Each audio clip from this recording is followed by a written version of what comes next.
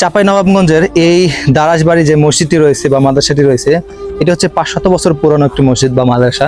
এটার এক অংশ হচ্ছে মসজিদ বা আর ডান সাইডে হচ্ছে মাদ্রাসা।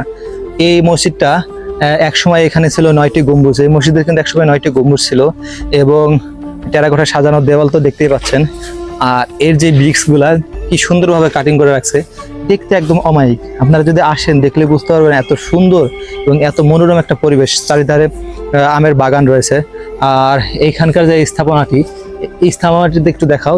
স্থাপনাটি এত উঁচু আর যে উচ্চতা আর কি ছাদ।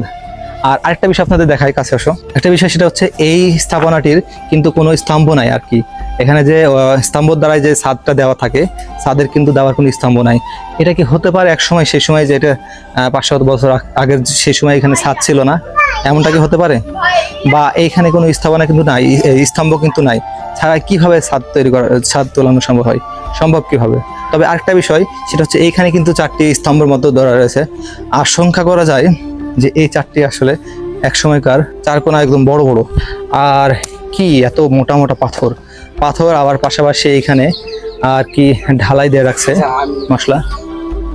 তো মনে হয় যে এটা হতে পারে যে এই পাশটায়, যেহেতু এই পাশে মাদ্রাসা ছিল আর ওই পাশে মসজিদ, এই মাদ্রাসার এই পাশটায় আমার মনে হয় এই 4টা যে স্তম্ভ রয়েছে এটা দিয়ে হয়তোবা এই ছাদটা দেওয়া ছিল। আর ওই পাশটা তো দেখা যায়নি।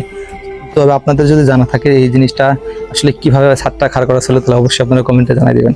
আর ভিডিও ভালো লাগলে অবশ্যই লাইক কমেন্ট শেয়ার করে দেবেন। আল্লাহ হাফেজ। টাটা।